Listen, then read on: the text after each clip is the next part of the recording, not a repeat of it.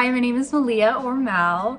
I am 19. I'm from California. I just moved to Pennsylvania, and I am chronically ill and disabled. I'm a Christian. I love to crochet. I love to sew. Basically anything creative I can get my hands on. I've been DIYing my new space, my new living space, my new home, which has been really, really fun. I've only been here 2 weeks, and I am loving. You can see my wall here, if my head's not totally in the way.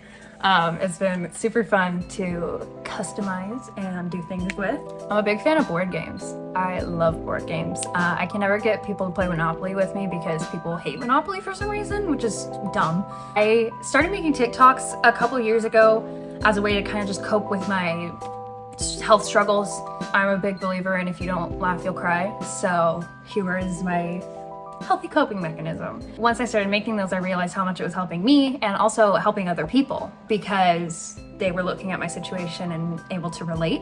And then I was finding other people that I could relate to and be like, oh my gosh, you're going through the exact same thing or very similar symptoms, if not the same diagnosis. I wanted to start making some more long form videos. Like I get questions on TikTok quite often and I'm not really able to go into depth on the answers. I kind of want to just introduce myself and tell you my story. So my whole life, I've really experienced symptoms that I thought were just normal occurrences. In my childhood, I had chronic pain. I had migraines starting from earlier than middle school, I believe, but I vividly remember having migraines in middle school after like church events and such. I would come home with migraines every day. Not normal, but I thought it was. I was told I had growing pains, which come to find out were not growing pains. They were much bigger chronic pain issues. But until the age of 17, I had no idea there was anything wrong with me. In January of 2020, I had some kind of health crisis. We still don't know exactly what it was, but we have at least an idea now of what it was. So I was in my classroom at school, and I remember feeling really nauseous out of nowhere. I don't think I had eaten that morning, so I kind of dismissed it, like, oh, maybe I'm just hungry. You know, you get over hungry, your stomach starts to get a little bit weird. So like, you know what, I'll make sure that I stop by the food truck on my way out of here. And so I'm sitting through class, and I was in English class, and I don't remember why, but we were watching a video of something that made me more nauseous. I don't even remember exactly what it was, but I remember watching it and being like, I'm going to throw up right now. Then I started getting like stabbing pain in like my lower abdomen, like uterus area. And I was like, oh, so I'm just starting my period. That's what that is. But then I like got some weird symptoms. So on top of the pain and the nausea, I started getting kind of blackout vision, blurry vision. I was really disoriented. I was hearing like every time someone would talk, my professor would be talking, I'd be like, can't process what you're saying at all.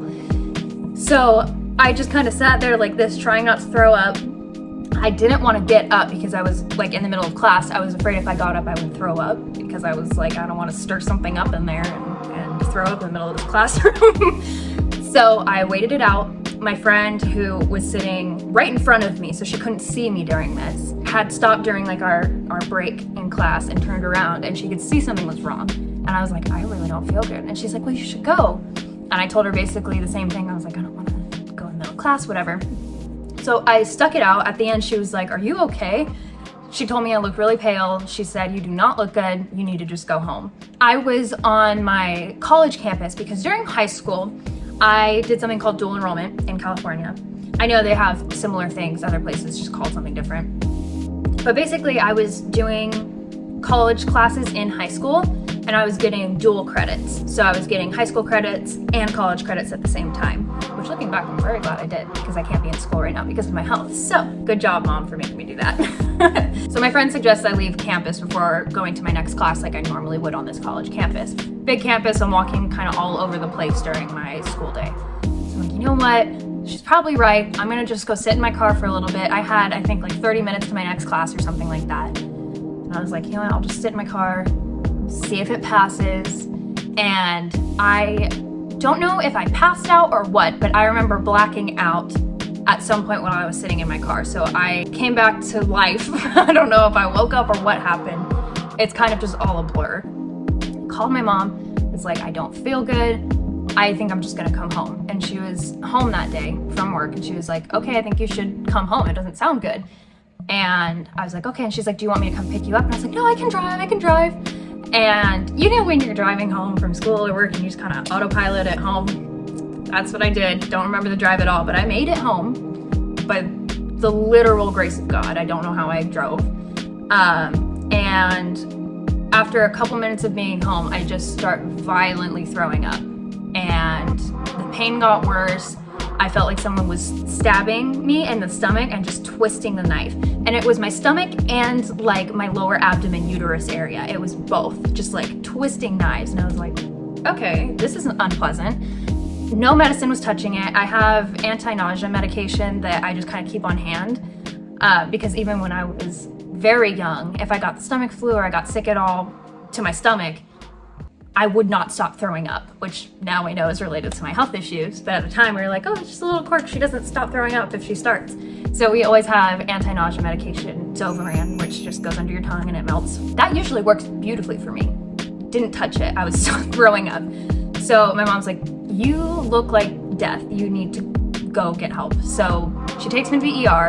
They did scans and stuff to figure out if it was maybe an appendix issue, maybe it was a cyst that was just there, or maybe a cyst that had burst, which is kind of what they landed on. By the time I left, they were like, you know what, we don't see anything on the scan, so maybe your cyst popped, a uterine cyst popped. And I was like, that's nice. So they gave me morphine because I was in absolutely excruciating pain. Gave me morphine, I was okay, I recovered, and I went home. I thought the cyst burst and that's that, and I was fine. And I was fine for months until September 2020. So for a little bit of background info, I've been a dancer since I was 2 years old, competitively since I was 10. So I was a dance major at the college I was going to. I was dancing absolutely all the time. Also still competitively. I was working, I was in school. I was physically just doing way too much. My body was giving me signs like that hospital trip to stop pushing it, and I wasn't listening. Come September, I am in my virtual ballet class because COVID had hit at that time and everyone was doing online classes. So I'm in my garage, I'm doing my ballet. I have my chair as my ballet bar. I remember having my hip feel wrong. I was like, something popped, something, whatever. I must have strained it. I must have, whatever happened to my hip. I took a few days off of dance and ballet, and I told my professor, I told my dance teacher, I told everyone, I was like, I need a little break. My hip is killing me. I need to just stop. Little injuries happen like this to me absolutely all the time. I mean, weekly. I would hurt myself, twist an ankle, whatever, just pain all the time. And because I was dancing so much, and my friends in dance that were in competitive dance with me were like, yeah, things hurt all the time. And so I was like, okay, other people are experiencing this. It's just like kind of suck it up and do it. So I did. I sucked it up and I did it. But this was different. The quality of the pain was very different. I had recognized it from one significant torn ligament injury that I had back when I was 12 years old. I just absolutely ripped up my ankle. I landed on it weird when I was dancing, tore it in 3 spots, demolished it. It's a miracle I didn't need surgery. Probably should have gotten surgery on it looking back, but they're like, you're fine. I still have issues with it today. The pain was of very similar quality. Now, I never really stopped having pain in that ankle. It was kind of a continuous thing for years. I still have issues with that ankle, especially when it gets cold, it like acts up. I was like, this feels just like my ankle injury. And I was like, it's been a lot of years, like that's weird. Like the quality of pain is weird. It's like burning, stabbing. It didn't feel like, oh, I just twisted my ankle and it sprained, it needs a few days. It did not feel like that. Just take some time off, I'll ice it, I'll whatever. It just got worse. I didn't use it. I was very good about it. I iced it, I took weight off of it. I basically just stayed in bed for a couple of days. I was like, just give it 100% heal time. And it got worse. And I was like, this makes no sense. So my dad takes me to urgent care. We couldn't get an appointment quick enough because, again, I had a competition in like a couple weeks or something. So I was like, we need to just get it done. We go in and they were like, well, it seems like it's just sprained. And sometimes a sprain really hurts. And I was like, I'm aware. So they were like, you know what? Give it a few more days, and if it's not better in 2 weeks, book an appointment with an orthopedist and see that there's not something else going on. I was like, okay. So we do, and it's continuing to get worse. Now at this point, they told me to be on crutches so that there's no weight on it whatsoever. So I was on crutches. This pain at the beginning was only when I would put weight on it, like this burning kind of pain. And then it started to be all the time. And I was like, this is excruciating, this is miserable, and something's not right. I felt it in my soul. I was like, there's something really wrong here. So come 2 weeks, I book an appointment, get in to see this orthopedist pretty quickly. Now, this was actually the same doctor that had treated this ankle injury from years and years ago. And she was great, so I was like, I'm gonna go back to her. She was like, what you're describing does not sound right for a sprain or a strain. Like, this doesn't sound like anything that and mind you, she's seen lots of injuries of mine, and she knows how I handle pain, and she was like, this doesn't seem right. I go to this appointment. We were all kind of confused by why it was getting worse still. She did x-rays. I believe she ordered an MRI outside of the office. She was just basically covering her bases, making sure everything was taken care of on her end so that we could rule anything out. We ruled out a break, a fracture, which is what she thought it was. She thought it was a hairline fracture. We ruled out literally anything she could think of. And she's like, I'm not sure that this is something I can help with as an orthopedist. At this point, it was almost exactly a month. And she said, go to Children's Hospital LA. They can run more widespread tests and figure out what's wrong. So it continued to get worse. At this point, every day, I'm like, any movement at all is excruciating. If I'm not moving, it's burning. I was like, there's something so wrong. So we go to Children's, and it was incredibly traumatic. I had one good doctor there, and she was wonderful. And she was newer at the job. I know she had I believe she was in residency. She was new at the hospital, and she was wonderful. She was like, I have no idea what's wrong with you. She did all the workups she could think of, all the scans she could think of, all of the tests. I got so much blood work done. She had no idea. She did absolutely everything. And she was very real with us. And she was like, look, I can continue to run more specific tests, but we don't know what we're aiming for here. All of these tests are coming back clean. All of the scans are coming back normal. I don't know where to zero in on, because normally you get a panel of blood work done, for example, and you're like, oh, here's an abnormal result. Let's kind of go down this path and see if we can zero in on the actual issue here. That never happened with me. Everything was normal. And so we didn't even know what path to take. I'm there for almost a week. And throughout this experience at the hospital, day one, I was in excruciating pain. I was in a wheelchair because any movement, even the crutches, was very hard to do. I forgot to mention that the last orthopedist appointment that I had, when I got home, I had 2 little steps at my old house. I had 2 little steps to go up to the porch on the front door. And I was on my crutches, and normally I would just kind of like hobble up on the crutches and I was fine. I could not get up these steps. I couldn't lift my good leg. I couldn't lift it up enough to get over the step. My brother had to carry me up. And that was really concerning to me. And my dad, who was with me, he was like, this is not normal. Something's really wrong. So that was the state I was in when I went to the hospital. I was in the wheelchair because I just kept getting weaker and weaker. I was like, oh, overcompensation on that leg. That makes sense. So we get there. I could barely stand on that leg.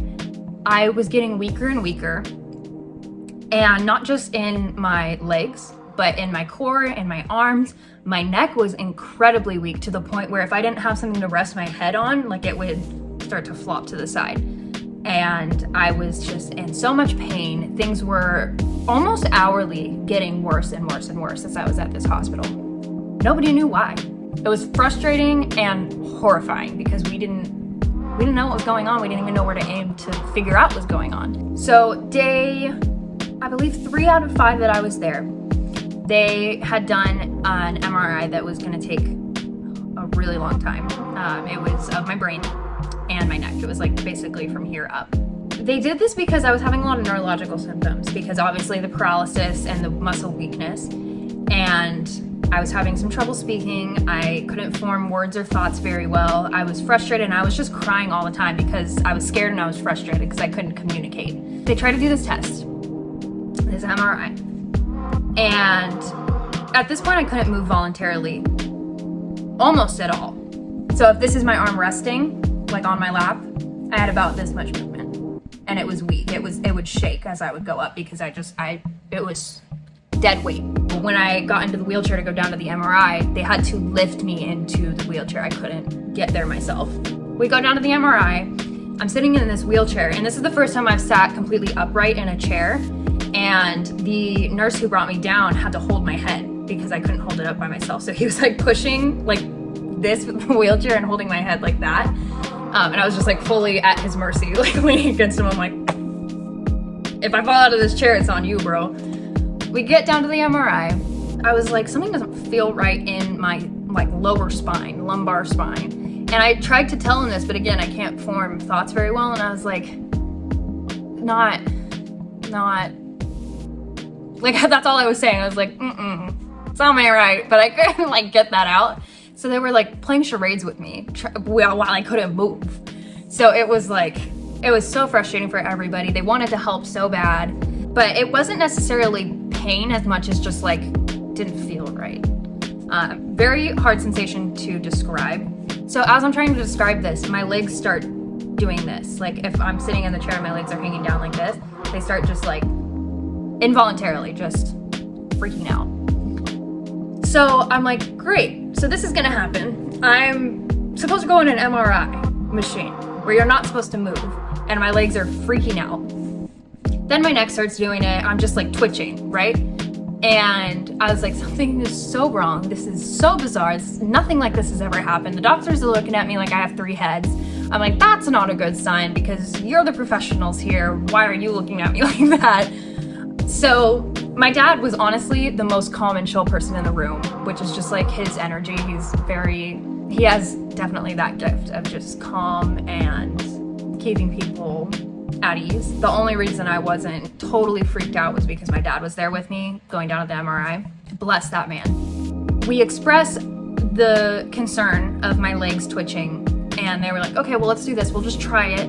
If it doesn't work, we'll try again later and we'll put you under anesthetic. And I was like, okay, cool. I don't really want to do that, but like whatever. So they did the MRI under anesthetic. Surprise, it came back clean. Editing me here. I put came back clean in quotes because this MRI did come back insignificant, but they should have caught stuff on that scan because later scans, they did MRIs and x-rays and they caught stuff. So they just overlooked things. Now, until the last day of this hospital stay, I couldn't move. I needed help to do absolutely everything. And then the last day, miraculously, the issue was resolved and I could move again. So they sent me home. They were like, we don't know what's wrong with you, but you're fine now, so you can go home. Spoiler alert, I was not fine. After the hospital experience, we tried to do a lot of our own research, and we tried to find specialists who might have some kind of idea of what was going on, why the situation happened in the first place. My mom, being the amazing woman and researcher she is, found something called Ehlers-Danlos syndrome. We started doing research about it, we started looking into specialists in our area, and after a lot of months of searching and not finding anything, or finding doctors who didn't give a rat's rip, or just didn't know anything about it, and would tell me that I was anxious and or making it up, and or being dramatic about my symptoms, and that I was a teenage girl with hormones and I'm anxious and all that jazz, we found some answers. I was first diagnosed with something called CRPS, which is complex regional pain syndrome. Now, we theorize this happened from an injury in my hip, but we think it had been going on since my ankle injury when I was 12. That can kick off symptoms of Ehlers-Danlos syndrome. Ehlers-Danlos syndrome is a connective tissue disorder which affects every part of your body. Connective tissue is absolutely everywhere.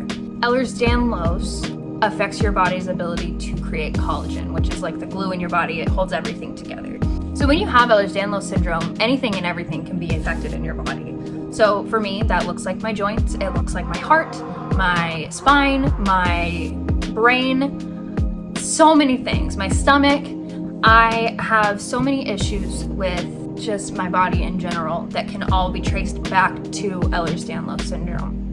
Comorbidities are illnesses that go along with something else.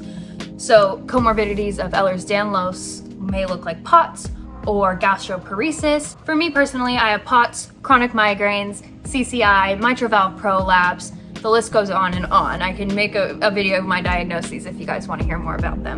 But I have a lot of neurological issues. I have seizures, I have speech issues, I have mobility issues. Even now it's hard for me to get around sometimes. Some days I'm totally fine. Other days I need a cane or a wheelchair to get around. I have a service dog who helps me with my seizures. He alerts me and keeps me safe. He will help me with my mobility. He has a handle that I can hold onto him with. He helps me get around and he keeps me safe. Some of the symptoms that I deal with on a daily basis are widespread pain. This can be musculoskeletal, like right now my wrist and my elbow are really hurting. It could be my spine, it could be my head, it could be the migraines. I deal with tachycardia and palpitations, and along with that, dizzy spells and fainting. I also deal with dislocations and subluxations of my joints. Now, these are things that we have answers for. I still have symptoms and problems that I don't have answers for that I'm still looking for doctors who can address, such as GI issues. I have a lot of issues eating certain foods. And I have tics. I say and do things that I don't want to do. That is, as of right now, unexplained. I want to make videos like this, sharing my story and raising awareness about Ehlers-Danlos and its comorbidities, because it is so poorly understood in the medical community in general, but specifically in the medical community. It's hard to find doctors who know anything about it, and if they claim to know anything about it, it's usually minimal knowledge and they don't know how to help you. They don't know how to treat it. Now, it is a genetic condition, and so it cannot be cured. My main goal is to continue the conversation going on about invisible illnesses and disabilities such as Ehlers-Danlos, to raise awareness, to get people talking about it, because the more conversations we have about it, the more knowledge we're going to obtain. I'm gonna go ahead and put all my socials and my contact information here so you guys can get in touch with me, and please do, I would love to chat with you. As always, you know your body best. You are not being dramatic. Your pain is real. God bless.